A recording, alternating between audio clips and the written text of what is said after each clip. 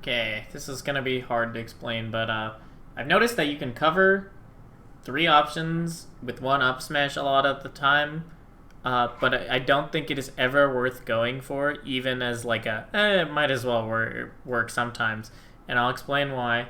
So, specifically if idea behind, if you pivot and then up smash or dash forward and shield stop up smash, you'll notice that it will cover 3 options. So I'll buffer get up attack there perfectly, buffer shield perfectly here, and I will attack roll here, and you'll notice it covers 3. I'll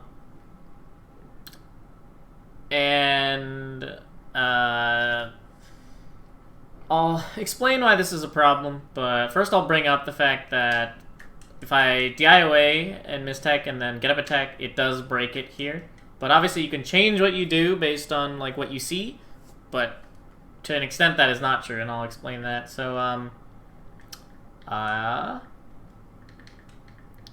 so if they slight DI,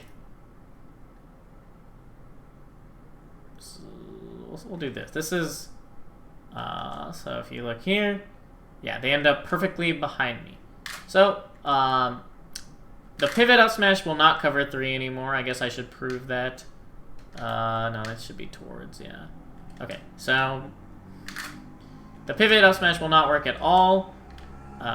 Maybe if you dash like an egregious number of frames, but there's something easier. You wait for them to land. They're in the air, I believe, 2 frames longer than if they fully DI behind, because they're airborne longer, because that's how the DI works.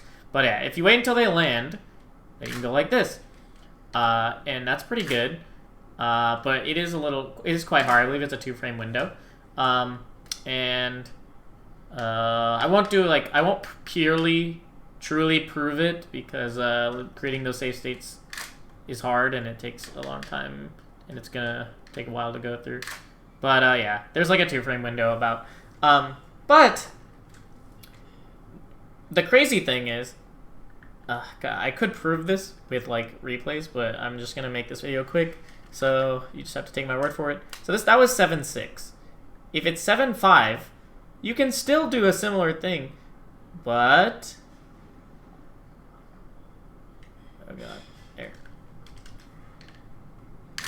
The timing window is completely different because she spends a lot of frames rubbing up against Fox if in certain situations. So there, we'll make a take in place.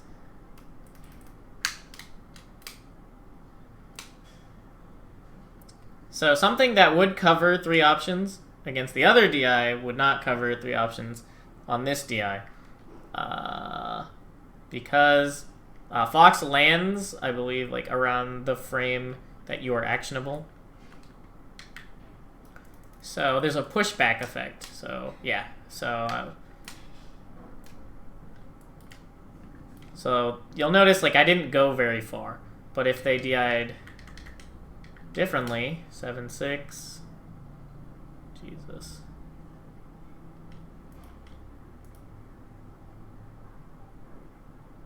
There, okay.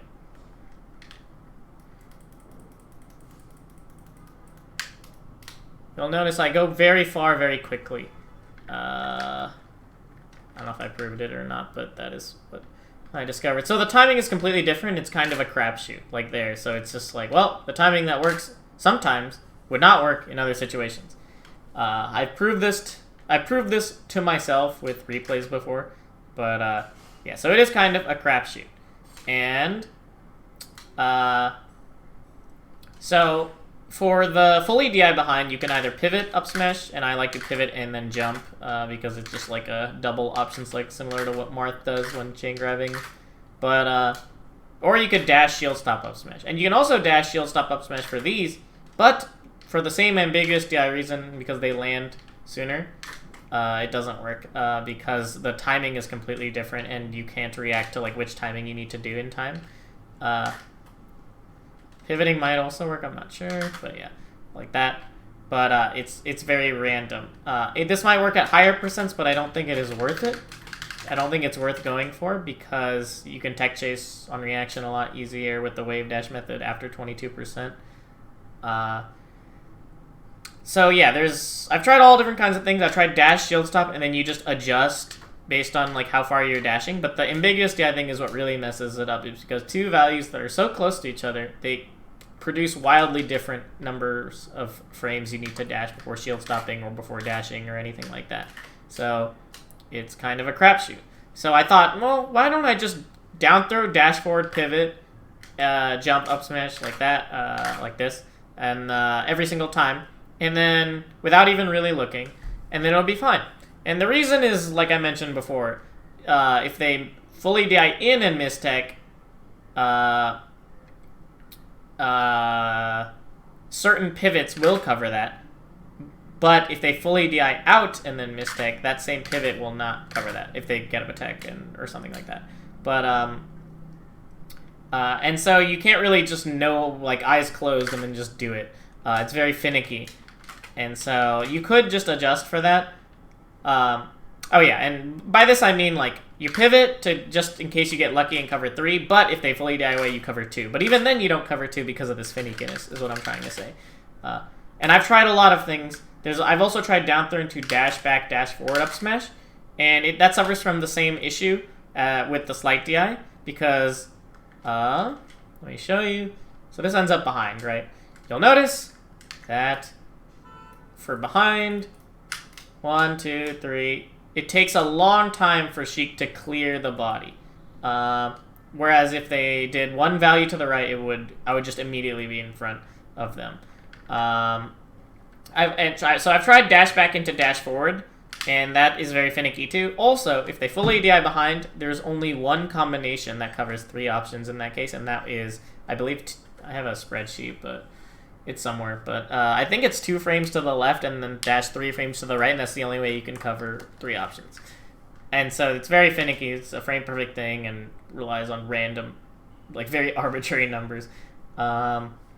So yeah, that's why that one doesn't work. You can also cover 3 options like this by just dashing back, but that suffers from the exact same issue with slight DI.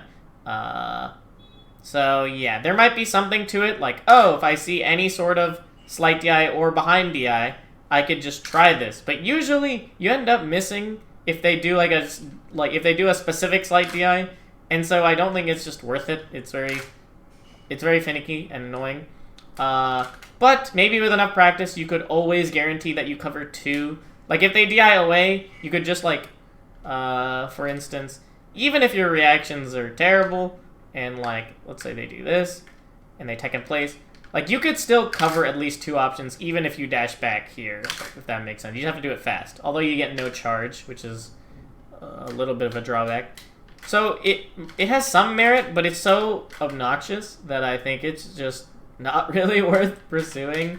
I was really excited about it at first, but yeah, after a lot of testing, it just seems like very unreliable. But yeah, I guess that's it.